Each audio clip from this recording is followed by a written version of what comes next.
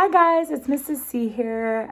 This is not a typical tutor video, so if you were here for that, I'm sorry, you can exit now, I guess. But I was at tutor training tonight and just talking to my fellow tutors and then reading some posts on a few sites that I follow. And there's a theme that kept coming up, and I just wanted to jump on here and give you guys some encouragement and some love, I guess. It's like 1:30 a.m. here, and this was just on my heart, so bear with me. I wanted to talk to you guys about fighting February fatigue, which if you're a new homeschool mom, or even if you've been doing it a couple years, you may not know, but February is like the worst month in homeschooling. It is the month that Google searches of how do I enroll my kid in public school increase by like 150%. It's a tough month, I think, just because we've all been stuck inside. It's not quite close enough to the end of the school year to feel like the end's in sight. And it can just be a difficult time, especially with the pandemic still going on. And maybe you haven't been able to be in a community all year, or maybe your community hasn't been able to meet for a few weeks. And I think this time of year, we just sometimes can feel very alone and very not enough. So I wanted to get on here and tell you, first of all, that you are amazing and you are enough for your kids, for sure. God gave them to you. He specifically chose you to be their parent. And he knows that through him and with him, that you are able to do this. So know that he has faith in you and I have faith in you, and that you are going to be able to complete this journey. So, and the other thing that I want to say is just give yourself some grace, give yourself a rest if you need to. This is not a sprint, it is a marathon, and sometimes we need to take breaks, and we're not very good at doing that sometimes. I think we don't give ourselves as much grace as we should, and February is a perfect time for a spring break if you need it. You can take a day, you can take a week, you can take 2 weeks if you want to. That is one of the beautiful things about homeschooling, is that you have control over your schedule. So just if you need to take a break, take one. Or if you don't feel like you can take a full break, do the parts of homeschooling that you enjoy. If you like reading aloud, do a bunch of read alouds. If your kids are really into a book series, let them just sit and read all day if you need to. Do whatever you need to do to end the day and feel like you did some school, but you don't hate everything about it. If you've been sticking to a schedule and you just find yourself not liking life, you can change your schedule. If it's not working for you, change it up, do something different, try something new. Let the kids do an online class throughout school for a couple weeks. You can do lots of different things. You don't have to continue on doing the same thing and being miserable. With that, I want to also encourage you to take a minute and remember why you chose to homeschool.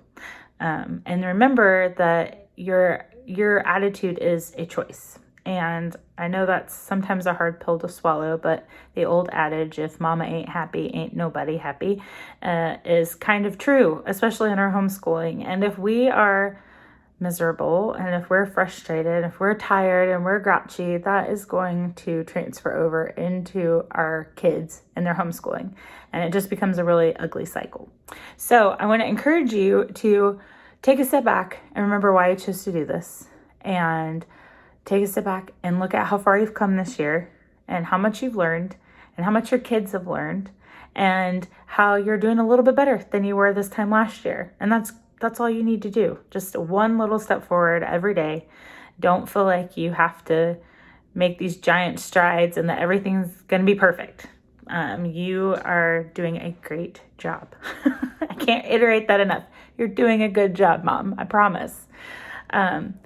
Take a minute and turn on a fun song that you like, that your kids like, and have a dance party in the middle of your kitchen. Be silly with your kids. Remind yourself that you love your kids.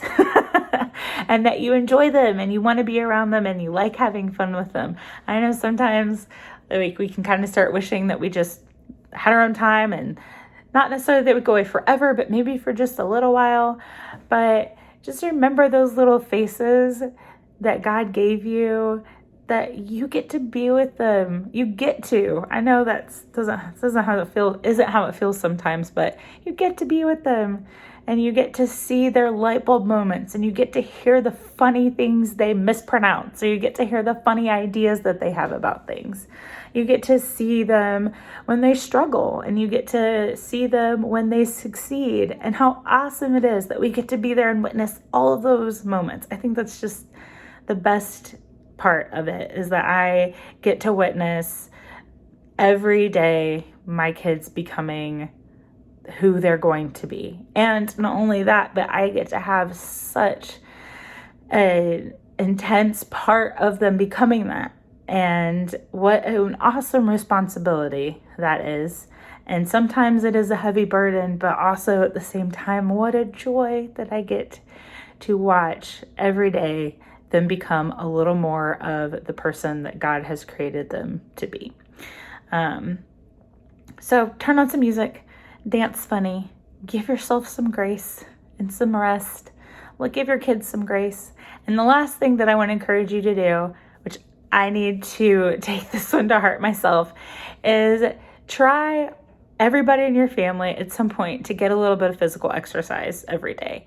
I'm not talking like y'all need to start training for a marathon or anything like that. But part of the reason I think that we all get a little cranky this time of year is because for a lot of us, it's hard to get outside. It's hard to get that energy out for the kids. So do some things. If you have a treadmill in your house and your kids are, able to walk without falling frequently, let them walk on a treadmill.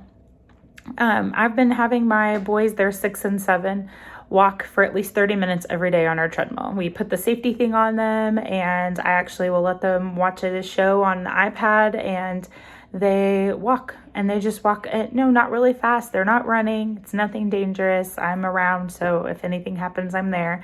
But they just walk for 30 minutes, and it has been so amazing for their attitudes, and I can just tell that they feel more settled in their souls. So if you don't have a treadmill, there's tons of YouTube videos out there that are for kids that are for indoor exercise. You could do, we do Mathercise in CC. You can do a Mathercise with something. One of our favorite channels is called Cosmic Kids Yoga.